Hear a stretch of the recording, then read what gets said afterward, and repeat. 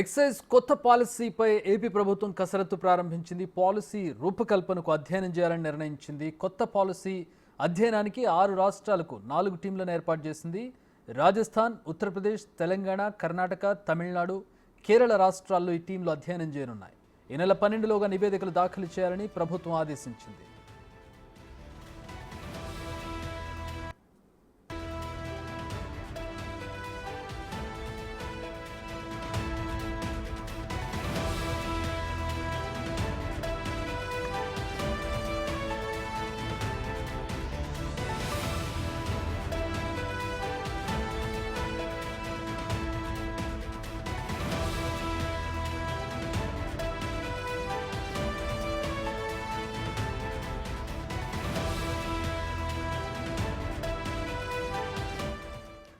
అయితే గత ప్రభుత్వ ఎక్సైజ్ పాలసీ చాలా వివాదాస్పదంగా ఉండేది. ప్రభుత్వమే మద్యాన్ని అమ్మేది, అనుకున్న బ్రాండ్లు దొరికేవి కాదు ప్రజలకు. అలాగే క్యాష్ అండ్ క్యారీ ఉండేది, ఖచ్చితంగా క్యాష్ ఇచ్చి మాత్రమే వాటిని కొనాల్సిన పరిస్థితి ఉండేది.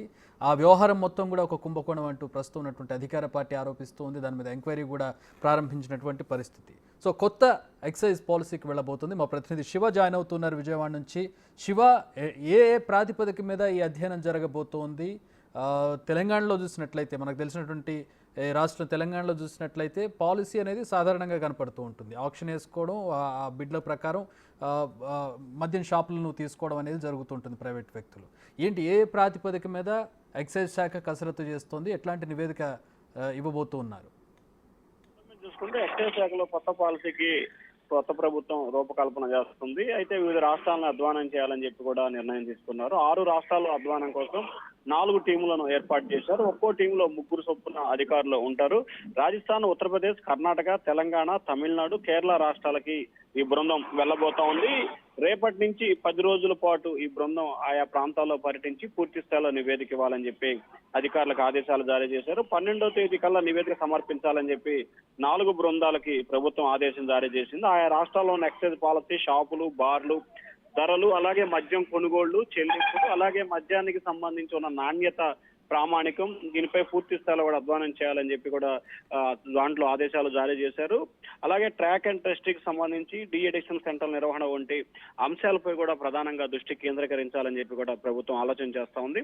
ఆయా రాష్ట్రాల్లో ఉన్న అత్యున్నత విధానాలను ప్రభుత్వానికి నివేదిక ఇవ్వాలని చెప్పి కూడా ఆలోచన చేస్తుంది. అయితే సెప్టెంబర్ చివరి నాటికి పాలసీపై రూపకల్పన చేసి అక్టోబర్ మొదటి వారంలో కొత్త పాలసీని తీసుకురావాలనేది ప్రభుత్వ ఆలోచన కనిపిస్తా ఉంది. కానీ 2014 నుంచి 19 వరకు ప్రస్తుతం తెలంగాణ ఏ పాలసీ అయితే అమల్లో ఉందో అదే పాలసీని ఆంధ్రప్రదేశ్ లో కూడా అమలు చేయాలని చెప్పి ప్రభుత్వం అయితే దాదాపుగా నిర్ణయానికి వచ్చింది.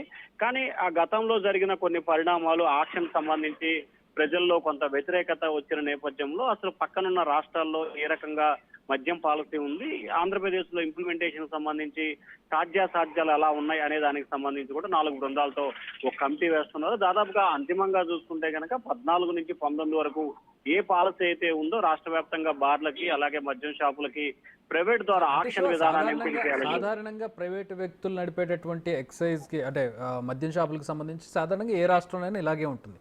ఒకవేళ తర్వాత ఇప్పుడు ప్రభుత్వాలు నడిపేటటువంటి రాష్ట్రాల్లో భిన్నంగా ఉంటుంది. బట్ ఇక్కడ ప్రైవేట్ వ్యక్తులకు ఇవ్వాలనుకుంటున్నారు, ఆప్షనే అనుకుంటున్నారు. కాబట్టి ఆల్మోస్ట్ మీరు అన్నట్టుగా గతంలో ఉన్నట్టు విధంగానే ఉండొచ్చు. అంటే ఏపీలో టీడీపీ ప్రభుత్వం ఉన్నప్పుడు ఉన్నటువంటి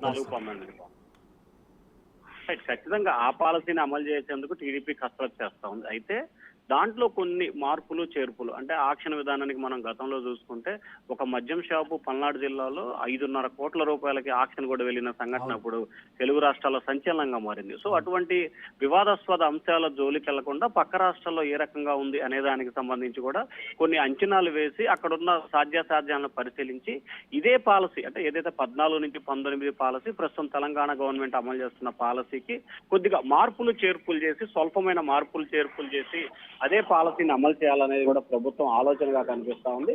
సో కాకపోతే అసలు సాధ్యాసాధ్యాలు ఏ విధంగా ఉన్నాయి, మిగిలిన రాష్ట్రాల్లో ఉన్న స్థితిగతులు ఏంటి? ఎందుకంటే గత 5 సంవత్సరాల కాలంగా గత ప్రభుత్వం పూర్తి స్థాయిలో ఆ శాఖని నిర్వీర్యం చేయడంతో పాటు కేవలం నకిలీ బ్రాండ్లు, డబ్బే ధ్యేయంగా కూడా గత ప్రభుత్వం పనిచేసింది. అటువంటి అపవాదు లేకుండా ఫలానా రాష్ట్రంలో ఈ రకమైన పాలసీ ఉంది, దానికంటే ఆంధ్రప్రదేశ్ లో మెరుగైన పాలసీ ఉందని చెప్పుకునే ప్రయత్నంలో భాగంగానే ఈ 4 కమిటీలు వేసినట్టు కూడా భావించాలి Chakri. All right, thanks for the update Shiva. మొత్తంగా ఎక్సైజ్ పాలసీ మారబోతోంది. ఎక్సైజ్ పాలసీతో పాటు మద్యం బ్రాండ్లు కూడా మారే అవకాశం కనపడుతుంది. ఒక రకంగా మద్యం ప్రియులకు, ఏపీలో ఉన్నటువంటి మద్యం ప్రియులకు ఒక రకంగా ఇది ఒక శుభవార్తగా చెప్పుకోవచ్చు.